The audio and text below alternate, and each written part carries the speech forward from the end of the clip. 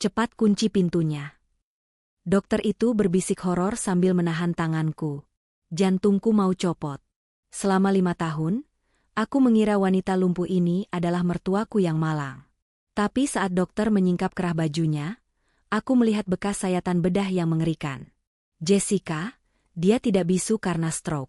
Seseorang sengaja memotong pita suaranya.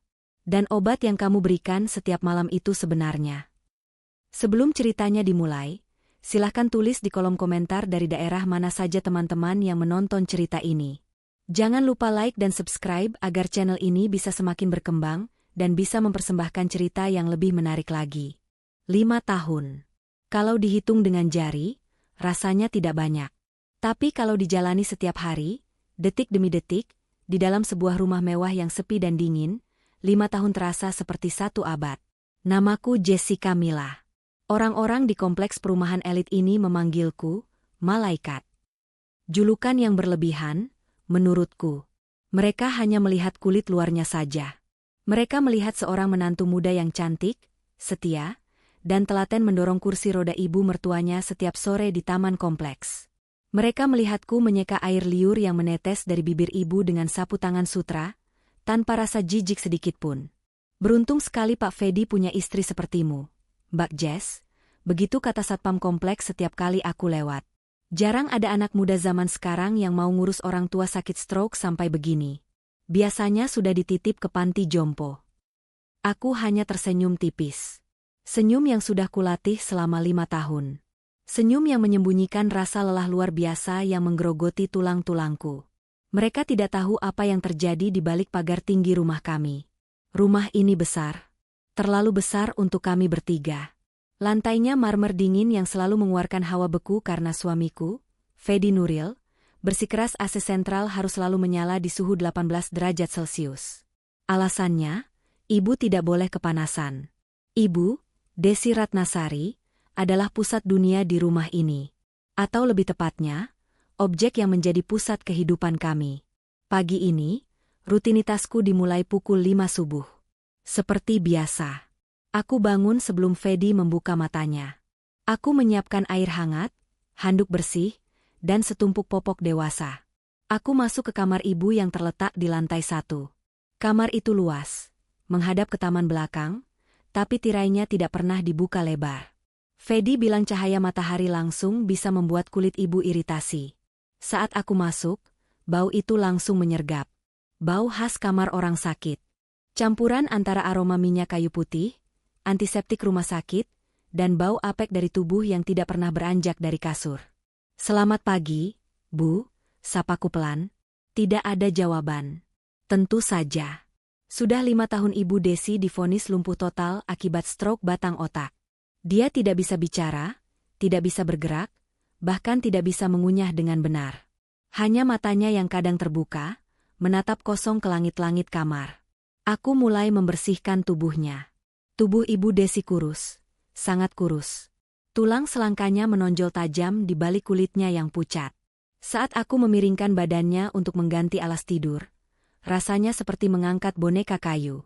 Kaku, berat, dan dingin. Mas Fedi nanti pulang agak malam, Bu, ceritaku sambil menyeka punggungnya dengan waslap hangat. Aku terbiasa bicara sendiri, mengisi kesunyian yang mencekam ini. Katanya ada proyek baru di luar kota. Jadi hari ini kita cuma berdua lagi, ya? Ibu tidak bereaksi. Tapi saat aku membalikan tubuhnya kembali telentang, aku melihatnya. Tatapan itu, biasanya, mata Ibu Desi kosong. Seperti kaca yang berdebu. Tapi hari ini, entah kenapa, matanya terlihat basah. Pupilnya bergerak liar ke kanan dan ke kiri, seolah sedang mencari sesuatu. Atau seseorang. Ibu kenapa? Ada yang sakit? Tanyaku khawatir. Aku memeriksa monitor detak jantung di samping tempat tidur. Angkanya stabil, meski agak tinggi sedikit. 85 per menit. Aku mencoba meraba keningnya, tidak panas. Mungkin hanya perasaanku saja. 5 tahun merawat orang lumpuh kadang membuatku berhalusinasi. Kadang aku merasa ibu ingin mengatakan sesuatu, tapi dokter bilang itu mustahil. Bagian otak yang mengatur bicaranya sudah rusak permanen. Tepat saat itu, Pintu kamar terbuka. Fedi berdiri di sana, sudah rapi dengan setelan jas mahalnya. Wajahnya tampan, tenang, dan selalu terlihat alim. Wajah yang membuatku jatuh cinta setengah mati 6 tahun lalu. Sayang, panggilnya lembut. Jangan lupa obat pagi ibu. Dan ingat, jangan buka jendela hari ini. Cuaca di luar mendung, anginnya jahat. Iya, Mas, jawabku patuh. Fedi mendekat, mencium keningku, lalu beralih mencium pipi ibunya yang tirus. Ibu baik-baik di rumah ya. Fedi kerja dulu cari uang buat pengobatan ibu. Sikapnya begitu manis. Begitu berbakti. Siapa yang akan curiga pada laki-laki sesempurna ini? Tapi entah kenapa, saat Fedi mencium pipinya, aku melihat tangan ibu Desi, yang seharusnya lumpuh total, berkedut sedikit. Sangat tipis. Seperti kejutan listrik statis. Fedi tidak melihatnya. Tapi aku melihatnya. Rumah tangga kami berjalan di atas aturan-aturan tak tertulis yang dibuat oleh Fedi. Aturan nomor 1, kesehatan ibu adalah prioritas absolut. Aturan nomor 2, jangan pernah membiarkan orang asing masuk rumah, termasuk pembantu atau perawat profesional. Dulu aku pernah bertanya, Mas, kita kan mampu bayar suster. Kenapa aku nggak boleh dibantu? Aku capek, Mas. Saat itu, wajah Fedi berubah. Senyumnya hilang, digantikan ekspresi kecewa yang membuatku merasa bersalah. Jess, ibu itu nggak nyaman sama orang asing. Kamu ingat, kan dulu waktu kita coba pakai suster, ibu malah kejang-kejang? Cuma sentuhan kamu yang bisa bikin ibu tenang. Kamu istriku, masa kamu nggak mau berbakti sama orang tua? Kata-kata itu selalu menjadi senjata ampuhnya. Berbakti. Kata itu mengikatku lebih kuat daripada rantai besi. Akhirnya, aku mengalah. Aku menjadi perawat tunggal selama 24 jam sehari, 7 hari seminggu. Malam harinya, Fedi pulang tepat waktu. Dia membawa bungkusan kertas coklat kecil. Itu adalah ritual malam kami. Obat ibu. Fedi sangat obsesif soal obat ini. Dia tidak pernah mengizinkanku menyiapkannya. Dia selalu meraciknya sendiri di ruang kerjanya yang terkunci, lalu keluar membawa puyer yang sudah dicampur air dalam gelas kecil. Katanya, ini obat herbal impor dari Tiongkok yang harganya puluhan juta per paket, dan takarannya harus presisi sampai ke miligram. Kalau salah sedikit, bisa fatal buat jantung ibu. Ini, sayang, Fedi menyerahkan gelas itu padaku. Isinya cairan keruh berwarna kecoklatan. Minumkan ke ibu pelan-pelan.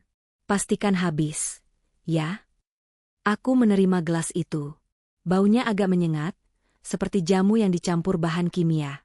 Mas, ibu belakangan ini agak susah nelan. Apa nggak sebaiknya kita konsul ke dokter lagi? Siapa tahu dosisnya perlu dikurangi.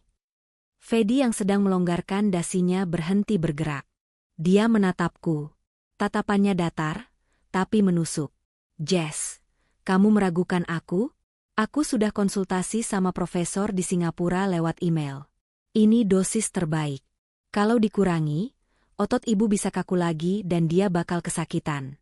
Kamu mau ibu kesakitan? Bukan begitu, Mas. Ya sudah, lakukan saja. Potongnya halus, tapi nadanya tidak menerima bantahan. Dia tersenyum lagi, menyentuh pipiku. Aku cuma mau yang terbaik buat ibu. Dan buat kita. Kalau ibu sehat, warisannya nanti juga buat masa depan anak-anak kita, kan? Aku mengangguk, meski hatiku terasa tidak enak. Warisan. Fedi jarang membicarakan uang, tapi aku tahu, seluruh aset keluarga ini, rumah, tanah, deposito, masih atas nama Ibu Desi. Dan karena ibu tidak kompeten secara hukum, Fedi yang memegang kendali lewat surat kuasa. Aku masuk ke kamar ibu membawa obat itu. Lampu kamar sudah diredupkan. Ibu Desi masih dalam posisi yang sama seperti saat kutinggalkan sore tadi. Waktunya minum obat, Bu, bisikku. Aku mengangkat kepalanya sedikit, menyandarkannya di bantal tinggi. Saat sendok menyentuh bibirnya, Ibu Desi mengatupkan mulutnya rapat-rapat. Dia menolak. Bu, ayo. Nanti Mas Fedi marah loh, bujukku. Mata Ibu Desi terbuka lebar. Dia menatapku, lalu menatap gelas di tanganku dengan sorot mata yang ketakutan. Ya, itu jelas ketakutan. Napasnya memburu. Suara ngik-ngik halus terdengar dari tenggorokannya. Dia berusaha menggerakkan lehernya, seolah ingin menggeleng, tapi otot lehernya terlalu lemah. Bu? Aku ragu. Kenapa dia terlihat senaas ini? Dari ambang pintu, suara Fedi terdengar. Kenapa, Jess? Kok belum diminum? Aku terlonjak kaget. Fedi bersandar di kusen pintu, melipat tangan di dada. Bayangannya memanjang di lantai kamar, menutupi sebagian wajah ibu. Ibu kayaknya nggak mau, Mas. Mulutnya dikunci. Fedi mendecakkan lidah, berjalan mendekat. Dia mengambil alih gelas dan sendok dari tanganku. Gerakannya tenang tapi dominan. Dia duduk di tepi ranjang, lalu dengan satu tangan, dia memencet pipi ibunya, cukup keras, sampai mulut Ibu Desi terpaksa terbuka. Ibu harus sembuh, bisik Fedi di telinga ibunya. Suaranya lembut sekali, tapi entah kenapa bulu kuduku meremang.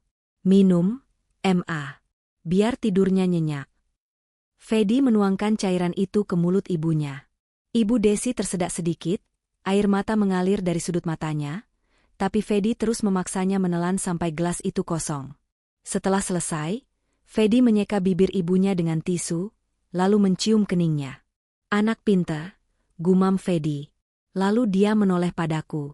Tuh, bisa kan? Kamu cuma kurang tegas aja, sayang. Orang tua yang sakit kadang kayak anak kecil, harus sedikit dipaksa demi kebaikan mereka.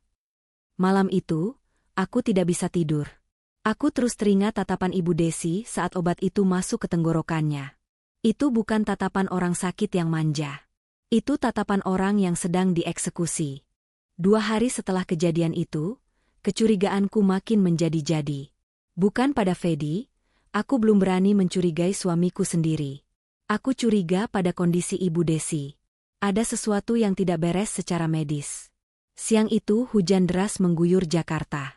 Petir menyambar-nyambar, membuat listrik di rumah sempat padam beberapa detik sebelum genset otomatis menyala. Di saat itulah, aku mendengar suara dari kamar ibu. Bukan suara teriakan, karena ibu bisu. Tapi suara benda jatuh. Bra! Aku yang sedang menjahit di ruang tengah langsung melempar kerjaku dan berlari ke kamar ibu. Jantungku berpacu. Apa ibu jatuh dari kasur? Saat aku membuka pintu, aku ternganga. Ibu Desi tidak jatuh. Dia masih di atas kasur. Tapi meja kecil di samping tempat tidurnya, tempat aku menaruh gelas air mineral dan tisu, berantakan. Gelas plastik itu jatuh ke lantai. Jarak antara tangan ibu dan meja itu sekitar 30 cm. Aku mendekat pelan-pelan. Bu? Ibu yang nyenggol? Mustahil. Dokter bilang kelumpuhan ibu itu total. Motoriknya mati. Dia tidak bisa menggerakkan lengan, apalagi menyenggol gelas yang letaknya agak jauh. Aku memungut gelas itu. Saat aku bangkit, aku melihat tangan kanan ibu. Jari telunjuk dan jari tengahnya bergetar hebat. Matanya menatapku nyalang. Dia sedang berusaha memberitahuku sesuatu. Aku mendekatkan wajahku. Ibu mau bilang apa? Ibu haus? Ibu Desi memejamkan mata, lalu membukanya lagi. Dia mengulanginya. Kedip. Buka. Kedip. Buka. Polanya teratur. Aku teringat film yang pernah kutonton. 1 kali untuk ya, 2 kali untuk tidak, tanyaku ragu. Mata ibu berkedip 1 kali. Tegas. Napasku tercekat. Dia mengerti. Kesadarannya utuh. Ibu sadar sepenuhnya? Kedip 1 kali. Ibu yang jatuhkan gelas tadi. Kedip 1 kali. Tangan ibu bisa gerak. Mata ibu berkedip cepat, lalu melirik ke arah pintu kamar dengan panik. Monitor detak jantung mulai berbunyi lebih cepat. Beep beep beep. Dia takut. Dia takut ada yang masuk. Ibu takut sama Mas Fedi? Tanyaku dengan suara gemetar, pertanyaan yang sebenarnya tabu untuk diucapkan. Hening sejenak. Lalu, perlahan, ibu berkedip 1 kali. Air mata langsung meleleh dari sudut matanya, membasahi bantal. Duniaku rasanya runtuh. Apa artinya ini? Suamiku, anak yang begitu berbakti itu, ditakuti oleh ibu kandungnya sendiri? Belum sempat aku bertanya lagi, suara klakson mobil terdengar dari depan rumah. Fedi pulang lebih awal. Seketika, tubuh Ibu Desi menegang kaku. Tangannya yang tadi bergetar langsung diam, kembali ke posisi lumpuh. Matanya yang tadi penuh komunikasi, tiba-tiba kembali kosong dan layu, seolah saklarnya baru saja dimatikan. Dia kembali menjadi boneka. Aku mundur selangkah, jantungku mau copot. Sandiwara apa ini? Siapa yang bersandiwara? Ibu yang pura-pura lumpuh di depan Fedi, atau Fedi yang membuat ibunya ketakutan setengah mati? Keesokan paginya, suasana di meja makan terasa mencekam bagiku. Fedi tampak ceria seperti biasa, menyantap nasi goreng buatanku sambil membahas rencana liburan akhir tahun kami ke Eropa. Nanti kita cari perawat infal yang mahal buat jaga ibu seminggu doang, ya? Kamu butuh liburan, Jess. Lihat tuh, mata kamu udah kayak panda, goda Fedi sambil menyentuh bawah mataku. Biasanya aku akan tersipu. Tapi kali ini, sentuhan tangannya terasa dingin di kulitku. Aku hanya mengangguk kaku. Iya, Mas. Aku berangkat main golf dulu ya sama klien. Kunci ruang kerja udah aku bawakan. Dia menepuk sakunya. Oke. Jangan lupa obat siang ibu nanti. Sepeninggal Fedi, aku masuk ke kamar ibu membawa mangkuk bubur saring. Pikiranku berkecamuk. Aku ingin mencoba berkomunikasi dengan kode kedipan mata lagi. Aku harus tahu apa yang sebenarnya terjadi. Bu, bisikku setelah mengunci pintu kamar. Kita bicara lagi ya. Mas Fedi sudah pergi. Tapi Ibu Desi tidak merespons. Dia tampak jauh lebih lemah dari kemarin. Wajahnya pucat pasi, bibirnya kebiruan. Mungkin efek obat semalam? Aku menyendokkan bubur. Makan dulu ya, Bu, biar ada tenaga. Suapan pertama masuk. Ibu menelan dengan susah payah. Suapan kedua. Tiba-tiba, mata ibu melotot. Dia tersedak. Bukan tersedak biasa. Tubuhnya mengejang. Bubur itu sepertinya masuk ke saluran napas. Dia terbatuk tanpa suara. Karena dia bisu, tapi dadanya naik turun dengan kasar. Wajahnya berubah merah, lalu ungu. Bu, astaga, Bu. Aku panik. Aku melempar mangkuk bubur dan segera menepuk punggungnya. Tidak berhasil. Saluran napasnya tersumbat total. Mas Fedi, teriakku refleks. Lupa kalau dia sudah pergi. Aku mencoba melakukan manuver Heimlich sebisa mungkin pada orang yang duduk di kursi roda, tapi tubuh ibu terlalu kaku dan berat. Dia mulai kehilangan kesadaran. Oksigen tidak masuk ke otaknya. Aku berlari ke telepon rumah, tangan gemetar menekan nomor ponsel Fedi. Nomor yang Anda tuju sedang tidak aktif. Sial, dia pasti sedang di lapangan golf, mematikan HP-nya. Aku menelepon dokter keluarga, yang nomornya ditempel Fedi di kulkas. Dokter Handoko. Tapi telepon itu hanya berdering panjang. Tidak diangkat. Aku kembali ke kamar. Ibu Desi sudah lemas, matanya terbalik ke atas. Kalau aku menunggu Fedi, ibu akan mati. Kalau aku menunggu dokter Handoko menelepon balik, ibu akan mati. Peraturan Fedi berbunyi keras di kepalaku, jangan pernah bawa ibu keluar rumah.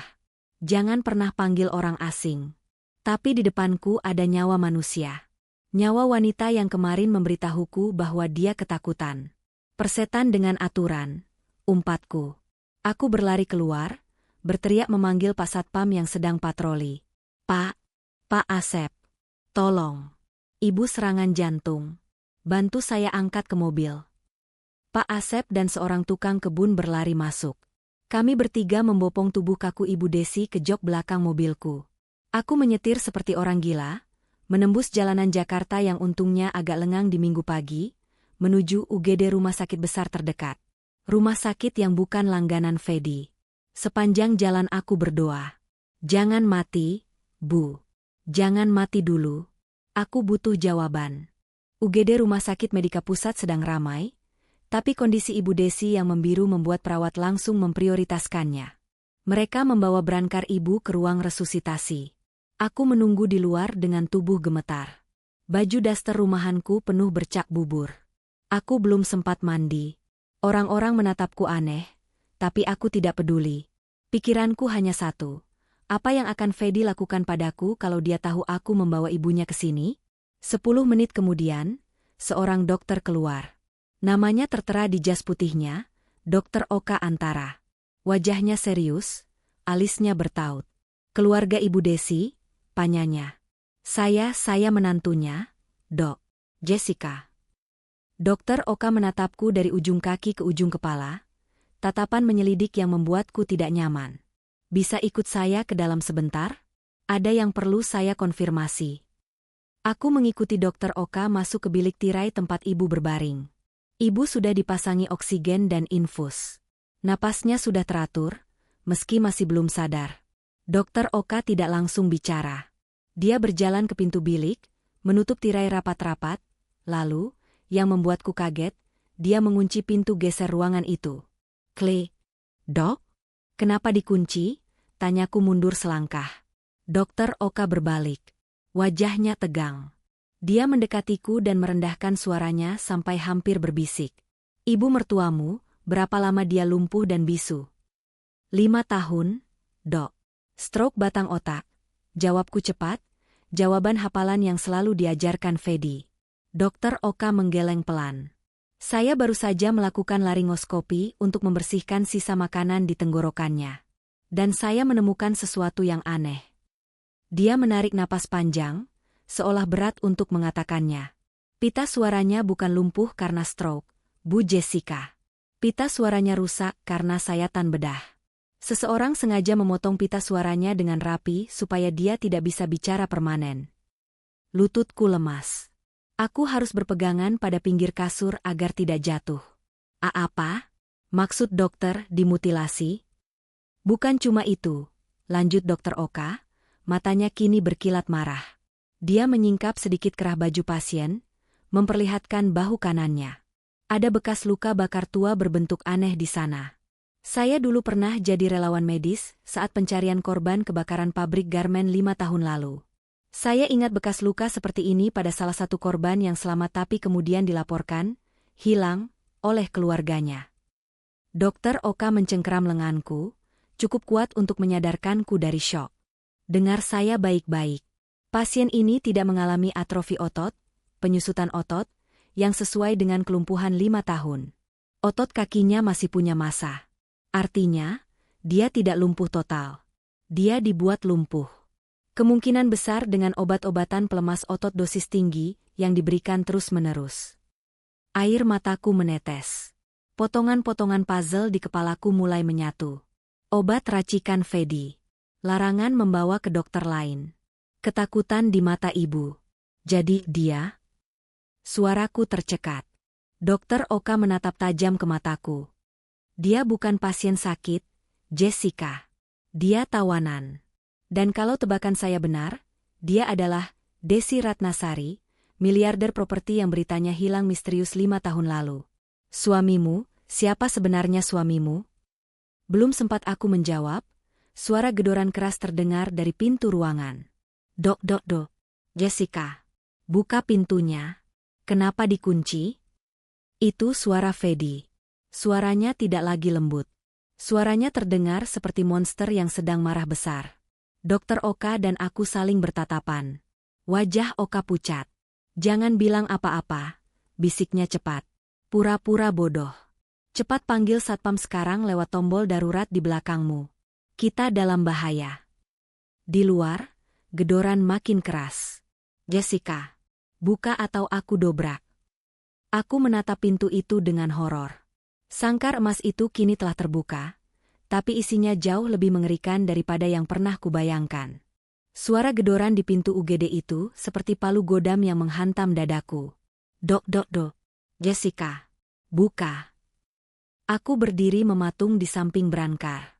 Tanganku mencengkeram besi ranjang begitu kuat hingga buku-buku jariku memutih. Di sebelahku, Dokter Oka Antara tampak tegang, namun ia berusaha tetap tenang. Dia adalah profesional, tapi aku bisa melihat keringat dingin menetes di pelipisnya. Dia baru saja membongkar kotak Pandora, dan sekarang, pemilik kotak itu sedang mengamuk di luar. Dokter. Suaraku tercekat, nyaris tak terdengar. Suamiku, dia bisa melakukan apa saja. Dokter Oka menatapku, lalu beralih menatap wanita di atas berangkar, Desi Ratnasari, yang masih setengah sadar dengan masker oksigen menutupi wajah tirusnya. Mata wanita itu terbuka sedikit, menatap langit-langit dengan sorot putus asa yang kini kupahami maknanya. Itu bukan tatapan kosong orang stroke. Itu tatapan orang yang sedang berteriak minta tolong tapi tidak punya suara. Ingat kata-kata saya tadi, Jessica, bisik Dokter Oka cepat. Dia bukan ibumu. Dia korban. Kamu harus bersikap biasa saja. Jangan sampai suamimu tahu kalau kamu sudah tahu. Itu satu-satunya cara kamu bisa selamat malam ini. Gedoran berhenti. Hening sejenak. Lalu terdengar suara kunci pintu diputar dari luar. Klik. Tentu saja. Ini rumah sakit. Petugas keamanan pasti punya kunci cadangan. Pintu geser terbuka lebar dengan kasar. Fedi Nuril berdiri di sana. Napasnya memburu, dadanya naik turun. Wajahnya merah padam, tapi matanya dingin seperti es. Di belakangnya ada 2 orang sekuriti rumah sakit yang tampak bingung dan takut. Maaf Pak, mohon tenang, ini ruang perawatan. Salah satu sekuriti mencoba menahan lengan Fedi. Fedi menepis tangan sekuriti itu dengan kasar, lalu melangkah masuk. Aura dominasinya langsung memenuhi ruangan sempit itu. Dia tidak menatapku. Dia menatap Dokter Oka. Anda?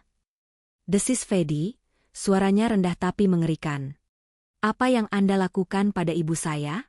Kenapa pintunya dikunci? Dokter Oka menegakkan tubuh, mencoba menghalangi pandangan Fedi ke arah pasien. Saya sedang melakukan pemeriksaan medis darurat, Pak. Prosedur standar untuk privasi pasien. Privasi? Fedi tertawa sinis. Tawa yang tidak sampai ke mata. Saya anak kandungnya. Saya pemegang wali amanat medisnya. Anda tidak punya hak menyentuh ibu saya tanpa izin saya. Fedi beralih menatapku. Wajahnya berubah drastis dalam hitungan detik. Dari murka menjadi kecewa yang mendalam. Aktingnya dimulai. Jessica. Panggilnya lirih, seolah akulah yang baru saja mengkhianatinya. Kenapa kamu bawa ibu ke sini tanpa bilang aku? Kamu tahu kan ibu trauma sama rumah sakit? Lihat dia sekarang. Fedi menunjuk ibunya yang terbaring lemah. Dia ketakutan. Jess, kamu mau bunuh ibu pelan-pelan? Jantungku berdegup kencang. Gaslighting itu. Dia memutarbalikkan fakta lagi. Dulu aku akan langsung minta maaf dan merasa bersalah.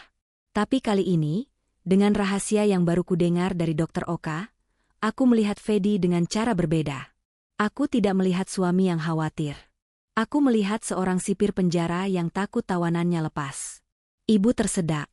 Mas, jawabku. Aku berusaha sekuat tenaga agar suaraku tidak bergetar. Wajahnya biru. Aku panik. HP Mas mati. HP-ku lowat. Bentak Fedi, lalu dia memejamkan mata, menarik napas panjang, seolah berusaha sabar menghadapi istri yang bodoh. Ya Tuhan, harusnya kamu telepon Dokter Handoko. Dokter Handoko nggak angkat telepon. Potongku cepat. Fedi terdiam. Matanya menatapku tajam, mencari kebohongan. Aku menunduk, berpura-pura takut seperti biasa. Itu satu-satunya cara mengelabuinya. Baik, kata Fedi akhirnya. Dia berjalan ke sisi berangkar, mengelus kepala Desi dengan gerakan yang terlihat sayang bagi orang lain, tapi aku tahu itu ancaman.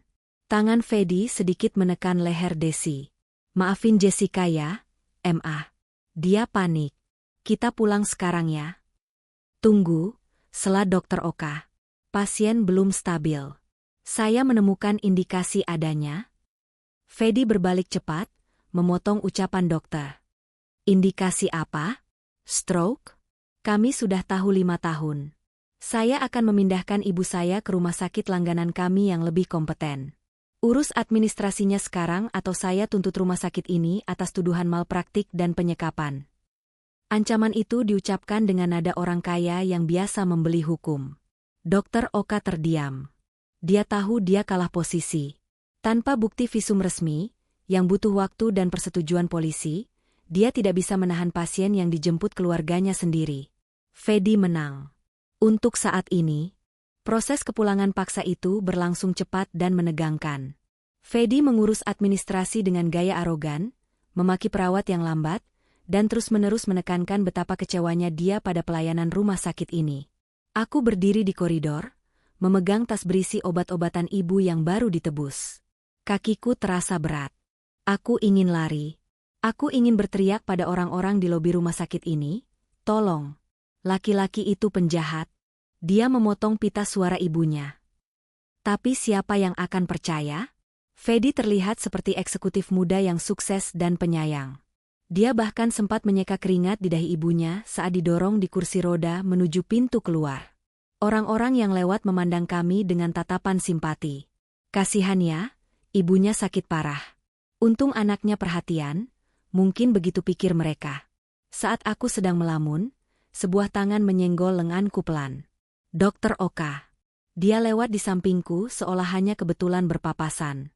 Resepnya sudah lengkap, Bu, katanya keras-keras untuk formalitas, tapi kemudian dia mendekatkan wajahnya sedikit saat Fedi sedang sibuk memarahi petugas parkir di kejauhan. "Cek saku jaketmu," bisik Dokter Oka sangat pelan, nyaris tanpa gerak bibir. "Jangan diminumkan obat yang dari suamimu lagi. Ganti dengan vitamin biasa. Buat dia sadar." Lalu Dokter Oka berlalu begitu saja, menghilang di balik pintu IGD. Aku meraba saku jaketku. Ada secari kertas kecil, kartu nama pribadi, dan satu kalimat tulisan tangan di belakangnya, "Saya akan cari berkas orang hilang itu. Hati-hati. Jess, ayo. Ngapain bengong?" Suara Fedi mengagetkanku. Mobil kami, SUV hitam besar, sudah standby di lobi. Pintu tengah sudah terbuka. Aku buru-buru memasukkan kartu nama itu ke dalam braku, tempat paling aman yang tidak mungkin diperiksa Fedi. "Iya, Mas." Kami masuk ke dalam mobil. Fedi menyetir. Aku duduk di belakang bersama Ibu Desi. Perjalanan pulang terasa sangat berbeda dari perjalanan berangkat tadi. Tadi aku panik karena takut ibu mati. Sekarang aku panik karena tahu ibu masih hidup, dan pembunuhnya sedang menyetir mobil ini. Fedi melihatku lewat kaca spion tengah. Matanya menatapku lurus. "Kamu ngomong apa aja sama dokter tadi pas pintu dikunci?" tanyanya datar. Jantungku berhenti berdetak sesaat. "Nggak ada, Mas," jawabku, berusaha terdengar polos. "Dokter cuma tanya riwayat penyakit ibu. Kapan mulai stroke, obatnya apa aja. Terus dia mau periksa tenggorokan ibu, katanya ada sisa makanan." "Terus? Dia bilang apa lagi?" "Belum sempat bilang apa-apa, Mas udah gedor pintu." "Dustaku. Dokternya aneh, Mas. Masa dia kunci pintu segala?" Aku juga takut tadi. Aku melihat bahu Fedi yang tegang perlahan mulai rileks. Dia percaya. Dia pikir aku masih istri bodoh yang penurut. "Emang aneh tuh dokter." "Sok tahu," gumam Fedi. "Besok-besok jangan pernah kesana lagi. Rumah sakit kelas melati kayak gitu cuma mau cari duit. Diagnosanya ngawur semua." Aku mengangguk sambil memeluk lengan Ibu Desi. Di bawah selimut, aku merasakan tangan Ibu Desi meremas tanganku. Lemah, tapi terasa. Dia mendengarkan. Dia tahu aku sedang berbohong demi melindungi kami berdua. Remasan tangan itu adalah satu-satunya hal yang menguatkanku saat mobil kami memasuki gerbang rumah yang kini tampak seperti mulut monster yang siap menelan kami kembali. Rumah itu menyambut kami dengan kesunyian yang mencekam. Begitu pintu utama ditutup dan dikunci ganda oleh Fedi, atmosfer berubah total. Topeng, suami penyayang, yang dipakai Fedi di rumah sakit langsung luntur. Wajahnya menjadi datar dan dingin. Dia tidak lagi membelai ibunya. Dia mendorong kursi roda itu dengan kasar menuju kamar di lantai 1. "Urus dia. Bersihkan. Aku mau mandi." Bau rumah sakit bikin aku mual, perintah Fedi tanpa menoleh. Aku ditinggalkan berdua dengan Ibu Desi di kamarnya. Aku mengunci pintu kamar dari dalam, kebiasaan baruku. Lalu aku berlutut di depan kursi roda ibu. Aku menatap wajahnya lekat-lekat. Wajah yang selama ini kuanggap sebagai mertua yang malang. Kini aku melihat detail yang disebutkan Dokter Oka. Bekas luka di leher yang tertutup kerah baju tidurnya. Aku memberanikan diri menyingkap sedikit kerahnya. Ada garis parut melintang yang rapi. Sayatan bedah. Seseorang telah membedah lehernya dan merusak pita suaranya secara permanen. Mataku panas. Siapa yang tega melakukan ini? Ibu. Bisikku gemetar. Ibu sebenarnya siapa? Mata Desi berkaca-kaca. Dia menatapku, lalu melirik ke arah lemari pakaian besar di sudut kamar. Lemari? Tanyaku. Dia berkedip satu kali. Aku berjalan ke lemari itu. Isinya hanya baju-baju daster tua dan popok. Tidak ada yang aneh. Tapi Desi terus menatap ke sana dengan intens. Aku memeriksa lebih teliti. Di bagian paling bawah, di bawah tumpukan kain perlak, ada sebuah album foto tua yang sepertinya terlewat dibuang. Aku membukanya. Itu album foto lama. Isinya foto-foto Desi Ratnasari saat masih muda, sehat, cantik, dan terlihat sangat kaya. Dia berpose di depan gedung-gedung tinggi, di acara sosialita, di luar negeri. Lalu mataku tertumbuk pada satu foto di halaman belakang. Foto Desi berdiri di samping mobil mewah. Pintu mobil dibukakan oleh seorang pria muda berseragam sopir. Pria itu menunduk hormat. Wajahnya terlihat jauh lebih muda, lebih kurus, dan terlihat rendahan. Itu Fedi. Tanganku menutup mulut. Fedi bukan anaknya. Fedi adalah sopirnya. Caption di balik foto itu tertulis, Desember 2018, bersama staf baru. Itu setahun sebelum Desi dilaporkan, hilang, atau sakit. Jadi selama ini Fedi membohongiku. Dia bilang dia pewaris tunggal keluarga kaya ini. Ternyata dia adalah parasit yang mengambil alih rumah majikannya, melumpuhkan pemiliknya, memalsukan identitasnya sebagai anak, dan menjadikanku, istri polos yang tidak tahu apa-apa, sebagai sipir penjara gratisan. Rasa mual menjalar di perutku. Aku tidur satu ranjang dengan monster selama 5 tahun.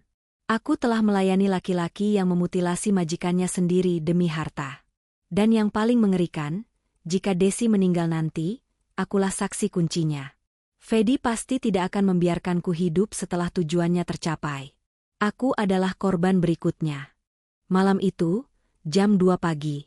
Aku berbaring di samping Fedi, mendengarkan dengkuran halusnya. Biasanya suara itu membuatku tenang. Tapi sekarang terdengar seperti geraman binatang buas. Aku harus bergerak. Aku tidak bisa tinggal diam menunggu giliran dieksekusi. Aku bangun pelan-pelan, menyelipkan guling sebagai pengganti tubuhku. Fedi bergerak sedikit, tapi tidak bangun. Obat tidur yang kucampurkan sedikit ke dalam tehnya tadi malam, ironis, sekarang aku yang membius dia, bekerja dengan baik. Aku menyelinap keluar kamar, berjalan jinjit menuju ruang kerja Fedi di lantai 2. Ruangan yang selalu terkunci. Ruang suci, katanya, tempat dia mengurus bisnis ekspor-impor, yang sekarang ku tahu hanyalah bisnis fiktif atau pencucian uang dari aset Desi. Kuncinya? Aku tahu Fedi menyimpannya di dalam pot bunga palsu di koridor. Aku pernah tidak sengaja melihatnya menaruh di sana setahun lalu. Tanganku gemetar saat memutar kunci. Klik. Terbuka. Ruangan itu bau rokok. Fedi tidak merokok di depanku, tapi ternyata di sini dia merokok. Di dinding, tidak ada foto keluarga. Hanya ada lukisan-lukisan abstrak mahal, aset yang mungkin dia beli pakai uang curian. Aku mulai menggeledah laci mejanya. Terkunci. Aku mencari di rak buku. Aku menarik buku-buku tebal, berharap menemukan sesuatu. Di belakang deretan ensiklopedia yang berdebu, aku menemukan sebuah kotak logam kecil. Tidak dikunci. Aku membukanya. Isinya membuat darahku membeku. Paspor asli atas nama Desi Ratnasari. KTP asli Fedi Nuril dengan pekerjaan tercantum, wira swasta, bukan direktur. Dan setumpuk surat gadai sertifikat tanah. Tapi yang paling mengerikan adalah sebuah buku catatan kecil berwarna hitam. Tulisan tangan Fedi ada di sana. Bukan catatan bisnis. Itu catatan medis. 10 Januari 2021, dosis dinaikkan jadi 15 mg. Subjek mulai kebal. 15 Februari 2022, pita suara mulai pulih sedikit, perlu cek ulang. Jangan sampai teriak. 3 Maret 2023, Jessica mulai banyak tanya. Harus lebih hati-hati. Namaku ada di sana. Aku adalah ancaman yang harus dia waspadai. Di halaman terakhir, Ada catatan tanggal minggu depan, 20 Januari 2026, batas akhir legalitas orang hilang. Urus sertifikat kematian. Penyebab, gagal jantung. Tanggal 20 Januari. Itu 5 hari lagi. Fedi berencana membunuh Desi 5 hari lagi. Dia akan membuatnya seolah-olah kematian alami karena sakit, lalu mengklaim seluruh harta warisan secara legal karena status Desi sudah jelas mati, bukan lagi orang hilang. Dan setelah Desi mati, apa gunanya aku? Tiba-tiba, lantai kayu di koridor berderit. Krek. Aku membeku. Suara langkah kaki. Menuju ke sini, aku buru-buru mengembalikan buku hitam itu ke dalam kotak, menyelipkannya kembali ke belakang buku ensiklopedia. Aku mematikan senter HP. Aku berlari ke balik tirai jendela besar, bersembunyi di dalam kegelapan. Pintu ruangan terbuka. Cahaya dari lampu koridor masuk, membentuk siluet tubuh laki-laki. Fedi. Dia berdiri di ambang pintu, diam. Dia tidak menyalakan lampu ruangan. Dia hanya berdiri di sana, mengendus udara seperti anjing pelacak. Jess, panggilnya pelan. Suaranya serak bangun tidur. Aku menahan napas sampai dadaku sakit. Kalau dia menemukanku di sini, tamat riwayatku. Fedi melangkah masuk 2 langkah. Dia melihat ke arah meja kerjanya. Semuanya terlihat rapi. Dia lalu berbalik dan menutup pintu lagi, menguncinya dari luar. Aku terjebak di dalam. Tidak, tunggu. Dia tidak mengunci deadbolt-nya, hanya kunci tombol biasa. Aku bisa membukanya dari dalam. Aku menunggu 10 menit penuh sampai aku yakin dia sudah kembali tidur. Lalu dengan sangat hati-hati, aku menyelinap keluar dan kembali ke kamar tidur. Fedi sedang mendengkur lagi. Aku masuk ke dalam selimut, tubuhku sedingin es. Malam ini aku tahu satu hal, perang sudah dimulai. Dan aku hanya punya waktu 5 hari untuk memenangkannya. Pagi harinya, aku bersikap senormal mungkin. Aku membuatkan kopi, menyiapkan baju kerjanya, dan mencium tangannya saat dia pamit, meeting. Aku mau belanja ke supermarket di mall seberang ya, Mas. Stok susu ibu habis. Izinku? Fedi menatapku curiga sejenak, tapi kemudian mengangguk. Jangan lama-lama. Jam 12 harus sudah di rumah buat kasih obat ibu. Siap, bos. Begitu Fedi pergi dengan mobilnya, aku tidak ke supermarket. Aku memacu mobil kecilku ke daerah pinggiran kota, jauh dari jangkauan teman-teman atau kenalan Fedi. Aku mencari apotek kecil yang melayani cek lab sederhana. Di tasku, aku membawa bubuk puyer, herbal, yang biasa diracik Fedi. Aku mengambil sedikit dari stok yang ada di laci Fedi tadi pagi saat dia mandi. Mbak, tolong cek kandungan obat ini, pintaku pada apoteker tua yang berjaga. Anak saya dikasih ini sama tabib, tapi kok malah lemes terus. Aku berbohong lagi. Apoteker itu memeriksa bubuk itu, mencium baunya, dan melakukan tes reagen sederhana. Ini bukan herbal, Bu, kata apoteker itu 10 menit kemudian. Wajahnya serius. Ini campuran diazepam dosis tinggi dan fecuronium. Ini obat keras. Fecuronium itu apa? Itu obat pelemas otot yang biasa dipakai buat operasi, supaya pasien nggak bergerak saat dibedah. Kalau diminum tiap hari, ya ampun, Bu, ini bisa bikin lumpuh total. Ototnya nggak bisa kerja, tapi otaknya sadar. Ini racun. Aku menutup mata, air mataku menetes. Konfirmasi itu menghantamku lebih keras daripada dugaan apapun.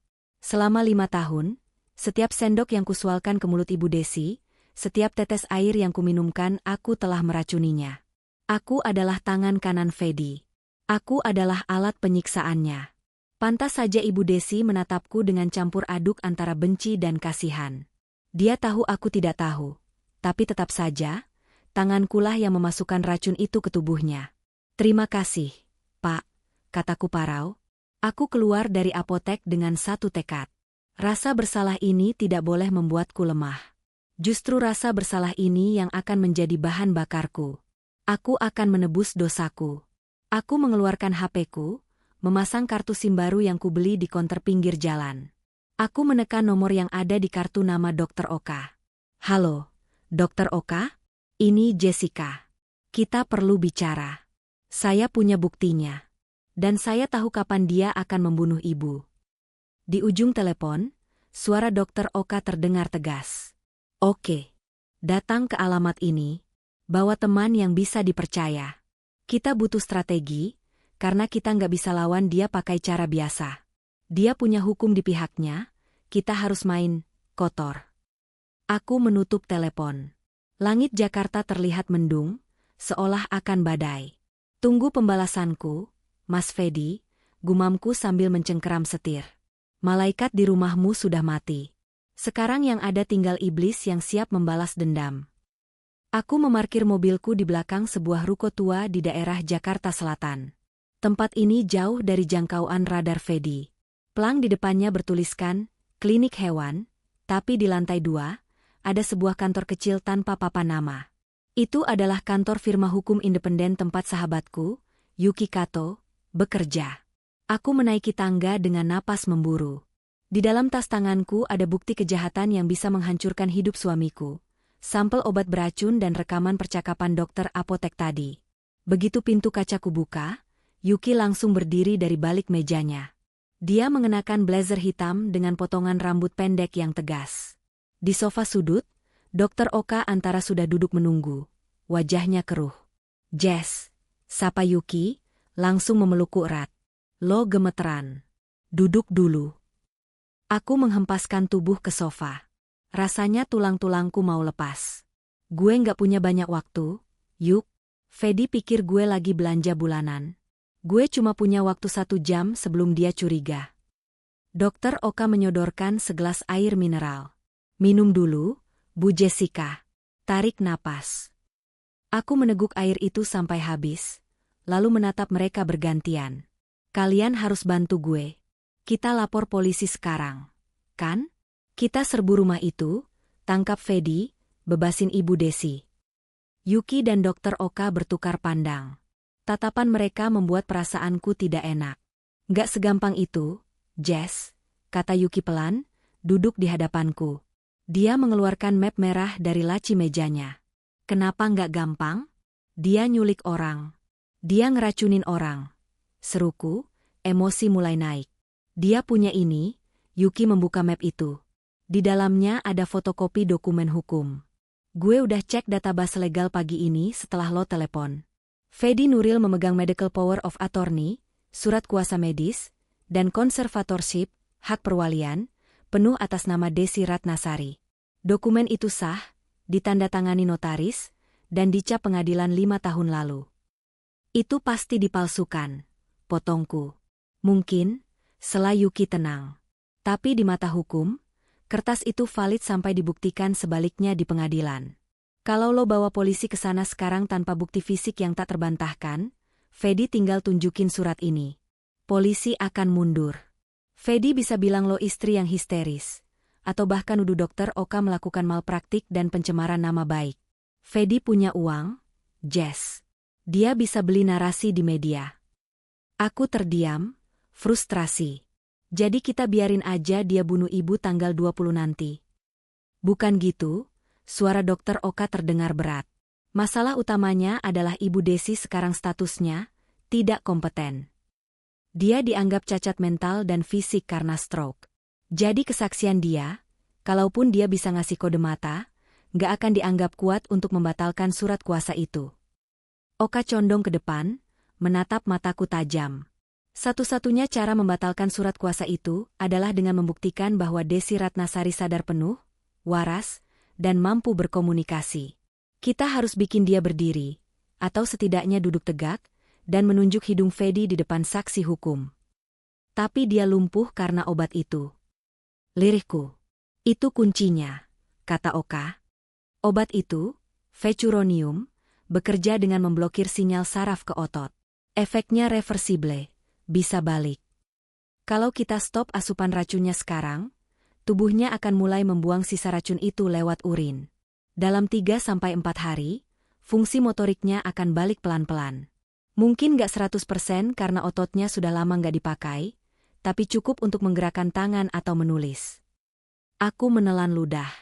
Jadi tugas lo bukan lapor polisi sekarang, sambung Yuki tegas. Tugas lo adalah balik ke penjara itu. Lo harus main sandiwara. Lo harus hentikan asupan racun itu tanpa ketahuan Fedi. Lo harus bikin Ibu Desi cukup kuat buat ngasih perlawanan pas. Deadline, tanggal 20 nanti. Itu 5 hari lagi, Yuk. Kalau Fedi tahu gue nuker obatnya, gue mati. Yuki menggenggam tanganku. Cengkeramannya kuat. Lo nggak akan mati. Lo itu Jessica Mila. Lo bertahan 5 tahun ngurus orang lumpuh sendirian. Mental lo baja, Jess. Lo cuma belum sadar aja. Dokter Oka mengeluarkan sebuah botol kecil dari sakunya. Isinya bubuk putih yang persis sama dengan puyer racikan Fedi. Ini vitamin B kompleks dan gula halus yang saya tumbuk, kata Oka. Warnanya sama, teksturnya mirip. Lo harus cari cara buat nuker stok obat Fedi dengan ini. Sedikit demi sedikit. Jangan sekaligus, nanti Fedi curiga kalau ibunya tiba-tiba lari maraton. Aku mengambil botol kecil itu. Rasanya ringan, tapi di tanganku, benda ini terasa lebih berat dari bom waktu. Gue bakal siapin tim hukum, kata Yuki. Tanggal 20, pas Fedi lengah, kita masuk bawa surat perintah pengadilan buat visum ulang. Tapi kuncinya ada di lo, Jess. Lo harus bikin Desi siap tempur. Aku mengangguk pelan. Oke. Gue lakuin. Aku berdiri, merapikan baju, dan memasang kembali topeng, istri penurut, di wajahku. Saat aku berjalan keluar dari ruko itu, aku bukan lagi korban. Aku adalah agen ganda di rumahku sendiri. Perjalan pulang terasa mencekam. Setiap mobil hitam yang lewat di spion membuatku parno, takut itu anak buah Fedi yang mengikutiku. Tapi syukurlah, aku sampai di rumah dengan selamat. Mobil Fedi belum ada di garasi. Aman. Aku langsung beraksi. Jantungku berdegup kencang saat aku masuk ke ruang kerja Fedi.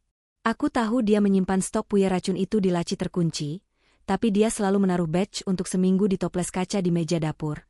Biar praktis, katanya. Aku menuju dapur. Toples kaca itu ada di sana, di samping toples kopi. Isinya puyer-puyer yang sudah dibungkus kertas perkamen kecil. Ada sekitar 10 bungkus. Aku membuka satu bungkus dengan hati-hati. Isinya bubuk putih kekuningan. Baunya tajam. Aku membuang isinya ke wastafel, menyiramnya dengan air keran deras-deras sampai hilang tak berbekas. Lalu aku mengambil botol dari Dokter Oka, menuangkan bubuk vitamin palsu itu ke atas kertas perkamen, dan membungkusnya kembali serapi mungkin. 1 bungkus selesai. 9 lagi. Tanganku gemetar hebat. Tenang, Jess. Tenang. Saat aku sedang mengerjakan bungkus kelima, terdengar suara gerbang depan terbuka. Shred. Suara ban mobil berdecit di carport. Fedi pulang. Kenapa dia pulang jam segini? Biasanya dia baru pulang sore. Aku panik. Bubuk vitamin berceceran sedikit di meja marmer hitam. Aku buru-buru menyapu sisanya dengan tisu basah, melempar tisunya ke tempat sampah, dan memasukkan kembali puyer-puyer itu ke toples. Pintu depan terbuka. Langkah kaki sepatu kulit terdengar mendekat. Jess? Kamu di mana? Suara Fedi terdengar berat. Di dapur. Mas? Jawabku, berusaha terdengar ceria sambil membanting pintu lemari kabinet, menyembunyikan botol vitamin dari Dokter Oka di balik tumpukan mie instan. Fedi muncul di pintu dapur. Dia tidak memakai jas. Kemejanya digulung sampai siku.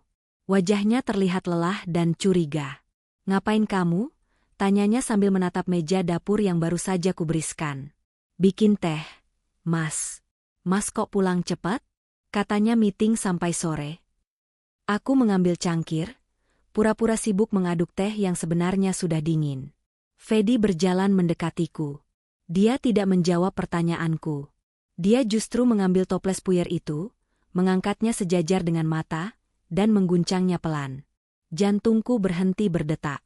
Apa dia tahu? Apa bungkusanku kurang rapi? Kamu mindahin ini? Tanyanya datar. Hah? Enggak. Cuma tadi aku lap mejanya, jadi kegeser dikit. Jawabku. Keringat dingin mulai mengalir di punggungku. Fedi membuka tutup toples.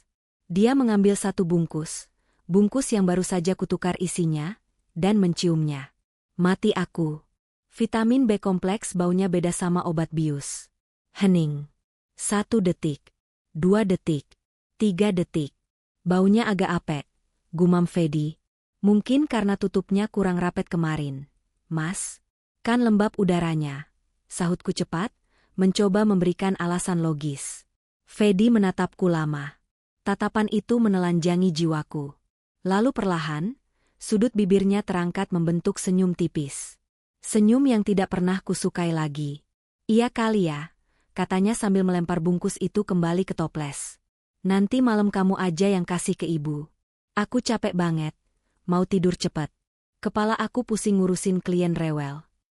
Aku menghela napas lega yang luar biasa sampai kakiku lemas. Iya, Mas. Biar aku yang urus ibu. Mas istirahat aja. Fedi mencium pipiku sekilas, lalu berjalan pergi. Tapi sebelum dia menghilang di tangga, dia berhenti dan menoleh tanpa membalikkan badan. Oh ya, Jess. Jangan lupa kunci pintu dapur kalau malam. Banyak tikus akhir-akhir ini. Aku tahu dia tidak sedang membicarakan hewan pengerat. Dia sedang memberitahuku bahwa dia mengawasi setiap gerak-gerik di rumah ini. Malam itu adalah malam pertama, detoksifikasi. Fedi sudah masuk kamar jam 9 malam. Aku menunggu sampai jam 10, memastikan dia benar-benar tidur, atau setidaknya tidak keluar kamar, lalu aku masuk ke kamar Ibu Desi dengan membawa segelas air hangat dan puyer palsu itu. Aku mengunci pintu kamar. Bu, bisikku sambil duduk di tepi ranjang. Ibu Desi menatapku. Matanya waspada. Dia melihat puyer di tanganku dan tubuhnya menegang. Dia takut diracun lagi. SSTT, tenang, kataku pelan, mendekatkan wajahku ke telinganya. Ini bukan obat dari Fedi. Ini gula dan vitamin. Aku sudah tukar isinya. Aku tahu semuanya, Bu. Aku tahu dia bukan anak ibu. Aku tahu ibu bisa dengar aku. Mata Ibu Desi membelalak. Air mata langsung menggenang di pelupuk matanya. Dia menatapku seolah tidak percaya ada malaikat penolong yang akhirnya datang. Ibu harus minum ini. Ini vitamin biar otot ibu kuat lagi. Kita harus lawan dia tanggal 20 nanti. Ibu ngerti kan? Kedip 1 kali. Tegas. Aku membantu meminumkan larutan gula itu. Kali ini, tidak ada penolakan. Dia menelan dengan rakus, seolah tahu ini adalah eliksir kehidupannya. Setelah minum, aku memegang tangannya. Kita latihan komunikasi ya, Bu. Aku tanya, ibu jawab pakai kode mata. 1 ya, 2 tidak. Kalau ibu mau bilang sesuatu yang spesifik, aku sebut abjad A sampai Z, ibu kedip pas huruf yang ibu mau. Oke. Kedip 1 kali. Fedi, apa dia sopir ibu dulu? Kedip 1 kali. Apa dia sendirian? Atau ada orang lain yang bantu dia? Kedip 2 kali, tidak. Artinya dia tidak sendirian. Ada orang lain? Kedip 1 kali, ya. Siapa? Pembantu? Keluarga? Ibu Desi memberi kode untuk mengeja. Aku mulai menyebut abjad. A, B, C, D, E, F, G, H, I, J, K, L, M, N. Kedip. N. O. O lagi. Kedip. O. P. Q. R. S. T. Kedip. T. U. V. W. X. Y. S. A. Kedip. A. R. I. S. Kedip. S. Notaris. Notaris? Tanyaku. Kedip 1 kali. Matanya memancarkan kemarahan saat kata itu terangkai. Notaris yang bantu Fedi bikin surat kuasa palsu itu. Kedip 1 kali. Aku merinding. Jadi ini sindikat. Fedi bekerja sama dengan notaris korup untuk mengambil alih aset Desi. Pantas saja semua dokumennya terlihat sah secara hukum. Musuh kami bukan cuma penjahat jalanan, tapi orang yang paham celah hukum. Bu, kataku lagi, suaraku bergetar. Maafin aku ya. 5 tahun ini aku yang kasih racun itu ke ibu. Aku bodoh banget. Ibu Desi menatapku lembut. Dia perlahan menggerakkan jari telunjuk kanannya, gerakan yang sangat kecil dan lemah, lalu menyentuh punggung tanganku. Dia tidak bisa bicara, tapi sentuhan itu mengatakan segalanya. Kamu juga korban, nak. Kita sama-sama dikurung di sini. Malam itu, kami berdua menangis tanpa suara di dalam kamar yang redup. Dua wanita yang dikhianati oleh pria yang sama, kini bersatu dalam diam. Di luar jendela, angin menderu, seolah memberi tanda bahwa badai besar akan segera datang. 3 hari berlalu. Efek obat palsu itu mulai terlihat, dan itu membuatku ketakutan setengah mati. Desi Ratnasari pulih lebih cepat dari perkiraan Dokter Oka. Di hari ketiga, warna kulitnya tidak lagi abu-abu pucat, tapi mulai merona. Otot wajahnya mulai rileks. Dia bahkan sudah bisa menggerakkan lehernya menoleh ke kiri dan kanan dengan cukup lancar. Ini berita bagus untuk kami, tapi berita buruk untuk penyamaran ini. Pagi ini, saat sarapan, Fedi terlihat gelisah. Dia terus-menerus mengetukkan jarinya ke meja makan. Matanya merah, seperti kurang tidur. Kamu perhatiin ibu nggak sih belakangan ini? Tanya Fedi tiba-tiba, memecah kesunyian. Aku hampir tersedak rotiku. Maksudnya, Mas? Ibu jadi hiperaktif, kata Fedi, memilih kata yang aneh. Semalam aku cek ke kamar, selimutnya berantakan. Terus posisi tidurnya miring ke kiri. Padahal pas sore aku tinggal, dia telentang. Siapa yang mindahin? Kamu? Oh, itu iya, aku yang pindahin pas ganti popok malam-malam. Dustaku cepat. Dokter bilang kan harus sering dimiringin biar nggak decubitus, luka baring. Fedi menatapku curiga. Biasanya kamu nggak serajin itu kalau malam. Kamu kan kebo kalau udah tidur. Aku kasihan sama ibu, Mas. Kulit punggungnya merah-merah. Jawabku, berusaha tetap tenang meski tanganku dingin. Fedi tidak menjawab. Dia berdiri, berjalan ke ruang tengah, lalu mengambil tangga lipat dari gudang. Mas mau ngapain? Tanyaku. Pasang CCTV, jawabnya singkat. Darahku mendesir. Hah? Buat apa? Di dalam rumah? Buat mantau ibu, kata Fedi sambil memanjat tangga dan mulai mengebor sudut plafon ruang tengah yang mengarah langsung ke pintu kamar ibu. Aku merasa ada yang gak beres. Mungkin ada tikus, atau mungkin ibu mulai kejang-kejang tanpa kita tahu. Aku mau bisa lihat ibu 24 jam dari HP aku. Celaka. Kalau dia pasang CCTV yang mengarah ke kamar ibu, atau lebih parah lagi, di dalam kamar ibu, habislah kami. Dia bakal lihat aku ngajak ngobrol ibu. Dia bakal lihat ibu latihan gerakin tangan. Mas, tapi kan privasi. Protesku lemah. Privasi apa? Dia ibuku, kamu istriku. Nggak ada rahasia di rumah ini, potong Fedi tajam. Tatapannya dingin dan mengancam. Kenapa? Kamu keberatan? Ada yang kamu sembunyiin, Jess? Pertanyaan jebakan. Enggak, Mas. Terserah Mas aja. Aku cuma takut ibu nggak nyaman dilihatin kamera terus. Kataku mengalah.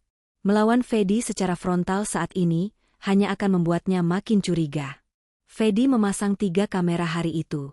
1 di ruang tengah, 1 di dapur, mengarah ke toples obat, dan 1 syukurlah, dia belum memasang di dalam kamar tidur. Mungkin karena dia pikir ibu tidak bisa kemana-mana. Tapi dia memasang 1 tepat di depan pintu kamar ibu. Jadi dia tahu siapa saja yang masuk dan keluar, dan berapa lama durasinya. Mulai detik itu, rumah ini berubah menjadi Big Brother. Aku merasa diawasi setiap detik.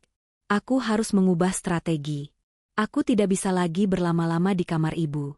Aku harus masuk, kasih obat palsu secepat kilat, ganti popok, lalu keluar. Latihan fisik ibu harus dilakukan di bawah selimut, sembunyi-sembunyi, tanpa suara. Bu, bisikku saat memakaikan baju ibu sore itu, membelakang pintu agar tidak terlihat dari celah kunci. Ada kamera di luar. Jangan gerak kalau pintu terbuka. Jangan tunjukin ekspresi hidup kalau ada Fedi. Kita harus jadi patung lagi. Ibu Desi berkedip mengerti. Dia kembali memasang wajah kosongnya. Aktingnya luar biasa. Mungkin karena dia memang pernah jadi sosialita yang biasa memakai topeng di depan publik. Atau mungkin karena insting bertahan hidupnya sudah terasa selama 5 tahun disiksa. Malam itu, Di HP-ku, ada pesan masuk dari Yuki, surat perintah visum sudah siap. Tim polisi standby. Bertahan 2 hari lagi, Jess. 2 hari. Rasanya seperti 2 tahun. H1 sebelum tanggal 20 Januari. Ketegangan di rumah mencapai puncaknya. Fedi tidak pergi ke kantor hari ini. Dia seharian di rumah, mondar-mandir gelisah. Dia menelepon seseorang berkali-kali dengan suara pelan di halaman belakang. Aku mencoba menguping dari balik jendela dapur yang sedikit terbuka. Iya, besok jam 10 malam beres, sertifikat kematian udah lo siapin formatnya kan? Jangan sampai ada otopsi. Bilang aja gagal jantung mendadak. Iya, gue bakal pastiin dosis terakhirnya rapi. Nggak ada jejak. Kakiku lemas. Besok jam 10 malam. Itu waktu eksekusinya. Fedi masuk kembali ke rumah. Wajahnya terlihat tegang tapi ada kilatan antusiasme mengerikan di matanya. Dia melihatku sedang memotong sayuran. Jess, panggilnya. Ya, Mas. Besok malam kita anniversary kecil-kecilannya. Aku pesen makanan enak. Kita makan berdua aja di ruang makan. Romantis. Aku menelan ludah. Anniversary? Besok bukan hari ulang tahun pernikahan kami. Itu perayaan kematian ibunya.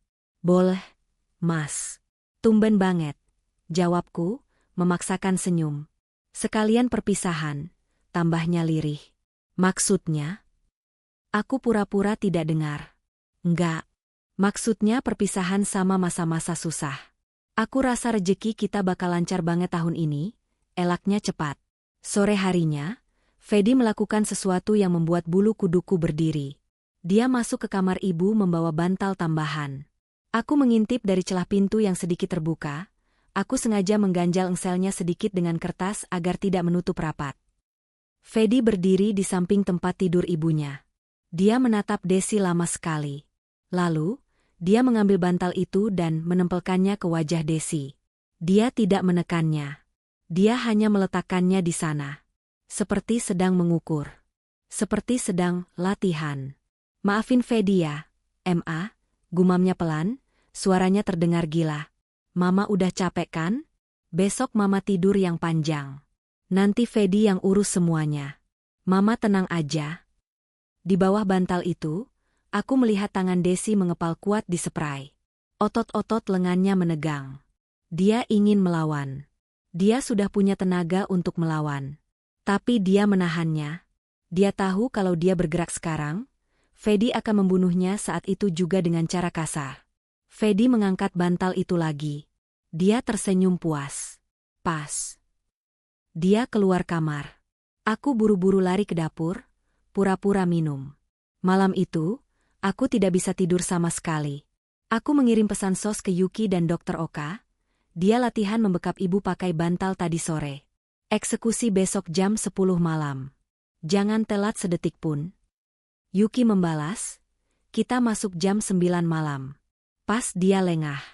Kunci pintu depan jangan digerendel biar kita bisa masuk cepat. Masalahnya, Fedi selalu mengunci pintu dan membawa kuncinya tidur. Aku harus mencuri kunci itu besok, atau membiarkan pintu tidak terkunci tanpa ketahuan. Ini adalah misi bunuh diri.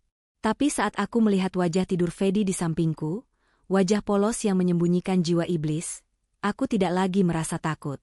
Aku merasa jijik. Dan rasa jijik itu memberiku keberanian. Besok, sangkar emas ini akan hancur. Entah dia yang hancur, atau kami yang mati tertimpa runtuhannya. 20 Januari 2026. Pukul 18 waktu Indonesia Barat. Hujan turun deras sekali malam ini, seolah langit Jakarta tahu apa yang akan terjadi di dalam rumah bernomor 88 ini. Petir menyambar sesekali, menerangi ruang makan kami yang temaram. Fedi sudah menata meja dengan lilin-lilin aromaterapi. Ada steak wagyu di piring, sebotol wine mahal yang baru dibukanya, dan vas bunga mawar segar. Romantis. Sempurna. Mengerikan.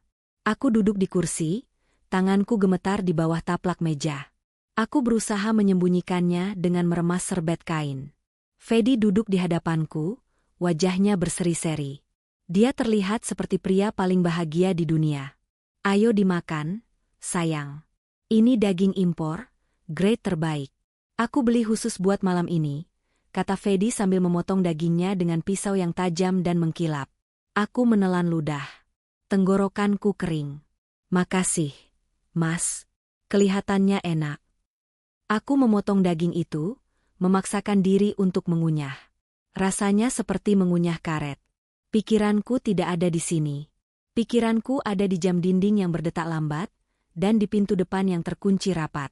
Tadi sore, sepulang kerja, Fedi langsung mengunci semua pintu. Pintu depan, pintu samping, bahkan pintu garasi, dan mengantongi semua kuncinya. Biar intim, katanya. Biar nggak ada tamu yang ganggu. Itu bencana. Rencana Yuki dan Dr. Oka adalah masuk jam 9 malam lewat pintu depan yang seharusnya tidak kugrendel. Kalau pintu terkunci dan kuncinya ada di saku celana Fedi, bagaimana mereka bisa masuk? Mendobrak pintu kayu jati setebal ini butuh waktu lama. Cukup waktu bagi Fedi untuk lari ke kamar dan menyakiti Ibu Desi, atau menyandra kami. Kenapa ngelamun? Tanya Fedi. Dia berhenti mengunyah, pisau di tangan kanannya menunjuk ke arahku. Ah, enggak. Cuma deg-degan aja, jawabku jujur. Fedi tersenyum miring. Deg-degan kenapa? Kan kita udah sering makan malam berdua. Deg-degan soal masa depan kita. Mas bilang tahun ini bakal jadi tahun perubahan besar. Kataku, mencoba memancingnya. Fedi tertawa kecil. Dia mengangkat gelas wine-nya. Oh, jelas. Besar banget, Jess. Malam ini adalah titik balik. Besok, semua beban kita bakal hilang. Kita bakal bebas. Kita bisa keliling dunia, beli rumah di Swiss, apa aja yang kamu mau. Beban. Dia menyebut ibunya sendiri sebagai beban. Mas, Paku memberanikan diri. Ibu malam ini belum minum obat. Wajah Fedi berubah serius seketika. Dia meletakkan gelasnya. Nanti, jam 10 pas. Aku mau pastiin dia tidur nyenyak banget malam ini. Aku udah siapin ramuan khusus. Dia menepuk saku celananya. Ada bunyi denting kaca kecil di sana. Darahku membeku. Dia tidak pakai puyer dari toples dapur yang sudah kutukar isinya dengan vitamin. Dia membawa vial baru. Dosis mematikan yang dia siapkan sendiri. Tamat riwayat kami. Kalau dia menyuntikkan atau meminumkan isi botol di sakunya itu, Desi Ratnasari akan tewas dalam hitungan menit karena gagal jantung. Tidak ada waktu untuk menunggu jam 9. Aku harus melakukan sesuatu sebelum jam 10. Mas, aku ke toilet sebentar ya. Sakit perut, kataku sambil berdiri. Jangan lama-lama, sahut Fedi tanpa curiga. Aku berjalan menuju toilet tamu di lantai bawah. Tapi aku tidak masuk ke sana. Aku berbelok sedikit ke arah ruang laundry yang terhubung ke halaman samping. Pintu di sana menggunakan kunci slot biasa, bukan kunci ganda seperti pintu utama. Aku membuka slot pintu itu pelan-pelan. Klik. Suaranya kecil, tapi di telingaku terdengar seperti ledakan. Jess, suara Fedi terdengar dari ruang makan. Aku membeku. Ya, Mas, ini cari tisu, teriakku. Hening sejenak. Oh, oke. Aku menghela napas lega. Pintu samping sudah terbuka. Sekarang aku hanya perlu mengirim sinyal ke Yuki, masuk lewat samping. Sekarang, aku merogoh saku roku. Kosong. Sialan. HP-ku tertinggal di meja makan, di sebelah piring steakku. Aku kembali ke ruang makan dengan kaki lemas. Fedi sedang memainkan HP-ku. Dia menatap layar dengan kening berkerut. Ada pesan dari Yuki Kato, kata Fedi dingin, tanpa menatapku. Isinya cuma posisi. Dia mengangkat wajahnya. Tatapannya bukan lagi tatapan suami. Itu tatapan pembunuh. Kenapa pengacara nanyain posisi kamu jam segini, Jessica? Suasana di ruang makan berubah mencekam dalam sekejap. Udara terasa berat, seolah oksigen disedot habis. Fedi berdiri perlahan, memegang HP-ku erat-erat. Jawab aku. Kenapa Yuki Kato chat kamu? Kamu bilang kamu gak pernah kontak dia lagi sejak kuliah. Aku mundur selangkah, menabrak kursi. Otakku berputar mencari alasan. Itu, dia mau ngajak reuni, Mas. Kemarin aku ketemu dia di mall, terus tukeran nomor. Bohong, desis Fedi. Dia melempar HP-ku ke atas meja hingga layarnya retak. Aku cek log panggilan kamu. Kosong. Kamu hapus chat historinya kan? Kamu pikir aku bodoh? Fedi mulai berjalan mendekatiku, menggenggam pisau steak di tangan kanannya. Kamu sekongkol sama siapa? Yuki? Dokter yang waktu itu? Apa yang kamu rencanain? Hah? Saat Fedi berjarak 2 meter dariku, tiba-tiba bel pintu depan berbunyi. Kami berdua terlonjak. Fedi menoleh ke arah pintu depan, lalu kembali menatapku dengan kilatan amarah. Siapa itu? Bel berbunyi lagi, kali ini lebih panjang dan tidak sabar. Ting-tong, ting-tong. Lalu disusul gedoran keras. Buka pintunya. Kami tahu Anda di dalam. Itu suara Yuki. Suaranya lantang, menembus suara hujan. Fedi panik. Dia mencengkeram lenganku kasar. Kamu panggil mereka? Dasar istri durhaka. Lepasin aku, Mas. Semuanya udah berakhir. Teriakku, memberontak untuk pertama kalinya. Mereka bawa polisi. Mendengar kata polisi, wajah Fedi memucat. Dia melepaskan lenganku dan berlari ke arah panel CCTV di dinding. Di layar, terlihat Yuki, Dr. Oka, dan 2 orang berseragam polisi berdiri di teras depan. Sialan, umpat Fedi. Dia berlari ke pintu depan, tapi tidak membukanya. Dia berteriak dari balik pintu. Pergi. Ini properti pribadi. Kalau kalian masuk, saya tuntut. Bapak Fedi Nuril, suara polisi terdengar tegas. Kami membawa surat perintah pengadilan untuk memeriksa kondisi Ibu Desi Ratnasari atas laporan dugaan penyekapan dan percobaan pembunuhan. Buka atau kami dobrak. Saya punya surat kuasa. Teriak Fedi histeris, suaranya pecah. Ibu saya sakit. Kalian mengganggu istirahatnya. Saat Fedi sibuk berdebat di pintu depan, aku melihat celah. Aku tidak lari ke pintu depan. Aku lari ke kamar ibu. Aku harus mengamankan Ibu Desi sebelum Fedi menyadari bahwa dia bisa menjadikan ibunya sebagai sandera. Aku mendobrak pintu kamar ibu. Ruangan itu gelap. Bu, kita harus keluar sekarang, bisikku panik. Aku menyalakan lampu. Ibu Desi sudah bangun. Dia duduk tegak di tempat tidur, bukan berbaring lemah seperti biasanya. Matanya nyalang penuh tekad. Dia sudah mendengar keributan di luar. Mereka datang. Bu, kataku sambil menarik kursi roda mendekat. Ayo. Aku mencoba memapah Ibu Desi turun dari ranjang. Tubuhnya masih berat dan kaku, tapi tidak selemah minggu lalu. Kakinya sudah bisa menjejak lantai meski gemetar hebat. Tiba-tiba, pintu kamar di belakangku terbanting terbuka. Fedi berdiri di sana. Napasnya memburu. Dia sadar polisi akan mendobrak sebentar lagi. Dia butuh tameng. Jauhkan tanganmu dari ibuku, bentaknya. Dia menerjang maju, mendorongku hingga aku terpental menabrak lemari. Kepalaku sakit luar biasa. Fedi mencengkeram leher baju Desi, menyeretnya kasar. Dia mengeluarkan vial kecil dari sakunya dan sebuah suntikan yang sudah disiapkan. Jangan mendekat atau aku suntik dia sekarang, teriak Fedi padaku. Jangan Mas, jeritku. Brak, suara pintu samping, pintu laundry yang kubuka tadi, terbanting. Langkah kaki berderap masuk. Ternyata Yuki dan polisi membagi tim. Sebagian mendobrak depan, sebagian lewat samping karena melihat celah yang kubuat. Angkat tangan. Polisi. 2 polisi masuk ke kamar tidur dengan senjata teracung. Yuki dan Dr. Oka di belakang mereka. Fedi terpojok. Dia berdiri di belakang kursi roda Desi, jarum suntik menempel di leher ibunya yang kurus. Mundur, teriak Fedi, matanya liar. Ini obat jantung. Kalau dia kaget, dia bisa mati. Mundur semua. Situasi di kamar itu deadlock. Fedi menggunakan tubuh ibunya sebagai perisai hidup. Jarum suntik berisi racun itu hanya berjarak milimeter dari arteri leher Desi. Mas Fedi, tolong. Suaraku serak, air mata mengalir. Itu ibumu. Ibu kandungmu sendiri. Diam kamu. Fedi meludah ke arahku. Dia bukan ibuku.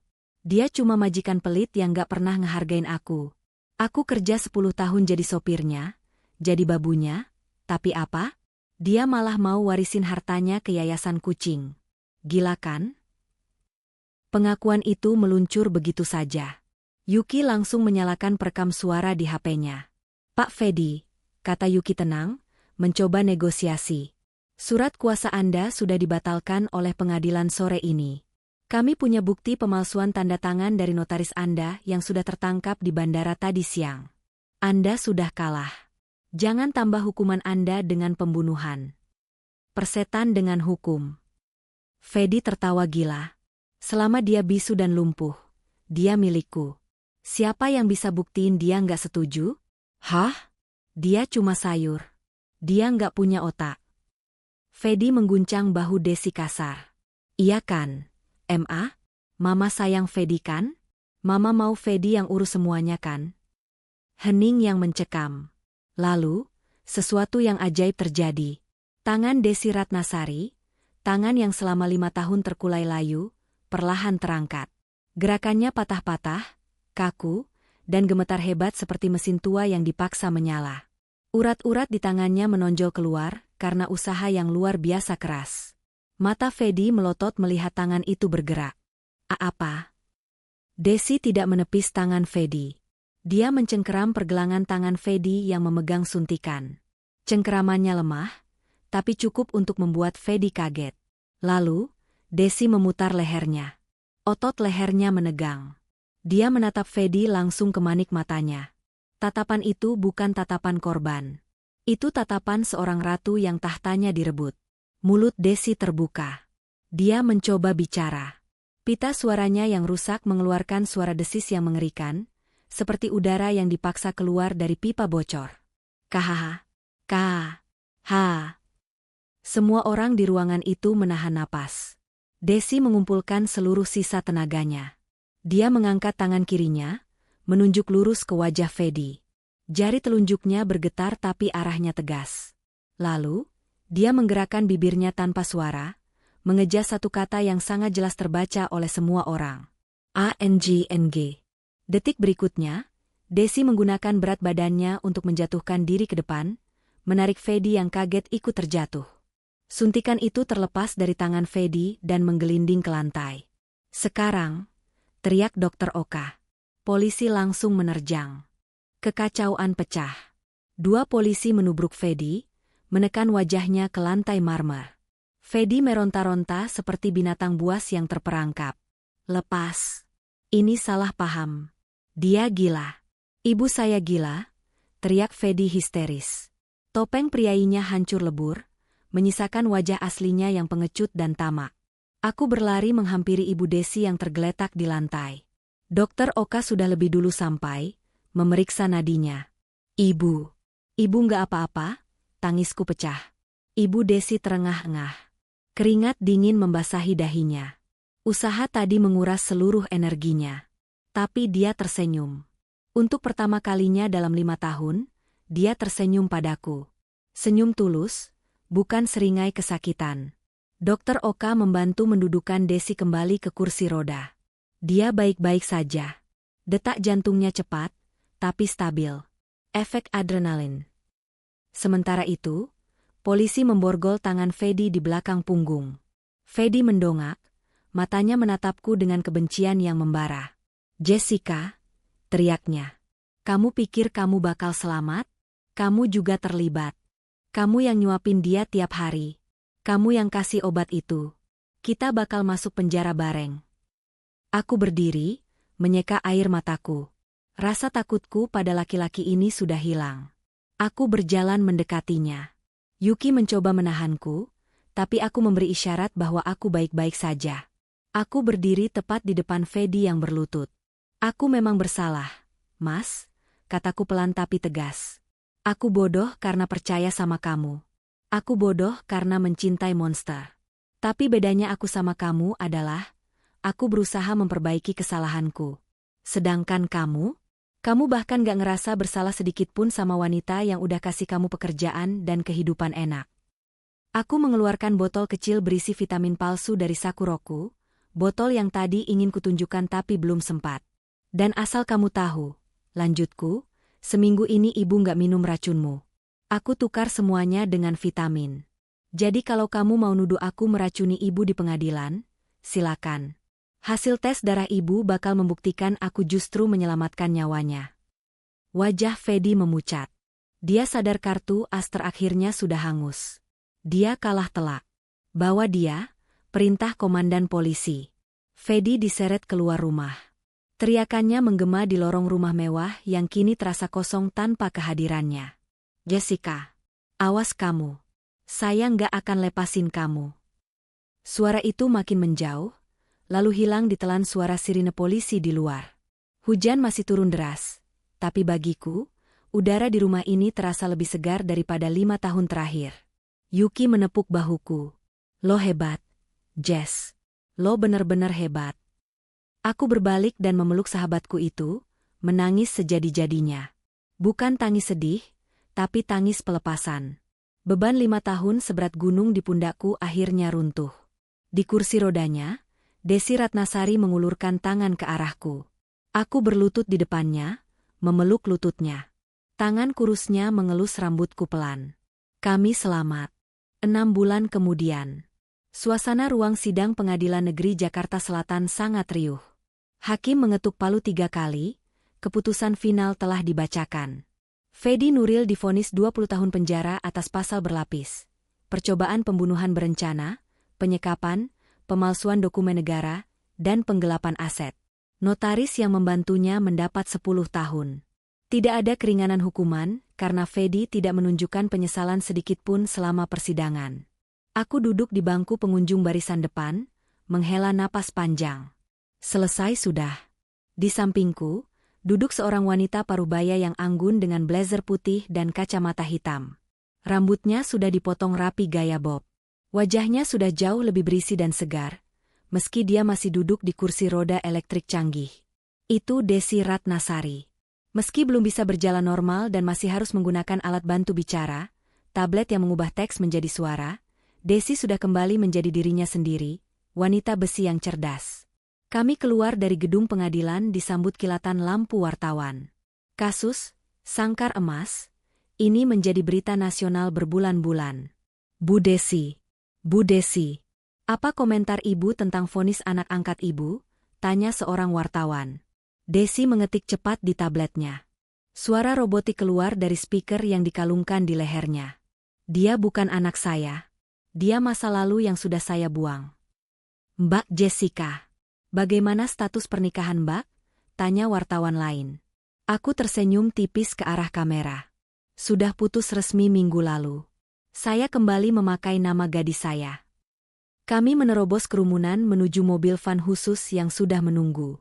Dokter Oka, yang sekarang menjadi dokter pribadi resmi sekaligus teman baik kami, membukakan pintu. Yuki, yang menjadi pengacara kami, duduk di kursi depan sambil melambaikan tangan penuh kemenangan.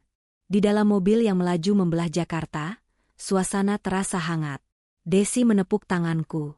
Dia mengetik sesuatu di tabletnya lagi. Kita mau makan di mana? Kamu janji mau traktir ibu pakai gaji pertamamu. Aku tertawa. Ya, aku sekarang bekerja. Bukan sebagai perawat, tapi sebagai asisten manajer di salah satu unit bisnis properti milik Desi yang berhasil kami rebut kembali. Desi bersikeras aku harus mandiri, tapi dia juga menolak membiarkanku pergi dari hidupnya. Nasi padang ya, Bu? Aku lagi pengen rendang. Tawarku. Desi mengangguk antusias, matanya berbinar. Aku menatap keluar jendela. Langit Jakarta cerah sekali hari ini.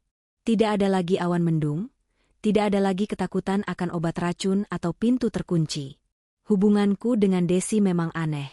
Kami disatukan oleh tragedi, diikat oleh kebohongan seorang pria, tapi akhirnya memilih untuk menjadi keluarga yang sesungguhnya. Dia bukan lagi mertuaku, dan aku bukan lagi menantunya. Kami adalah 2 penyintas. 2 wanita yang berhasil keluar dari neraka dengan menggenggam tangan satu sama lain. Jess, panggil Dokter Oka dari kursi belakang. Minggu depan jadikan cek terapi wicara ibu. Jadi dong, Dok, jawabku. Desi mengetik lagi. Jangan panggil Dok terus. Panggil Oka aja, Jessica. Ibu lihat dia naksir kamu dari bulan lalu. Pipi Dokter Oka memerah. Aku tertawa lepas. Tawa yang benar-benar bahagia. Mobil kami melaju kencang, meninggalkan gedung pengadilan yang kaku di belakang, menuju masa depan yang sepenuhnya milik kami. Sangkar emas itu sudah hancur lebur, dan burung-burung di dalamnya kini terbang bebas setinggi-tingginya.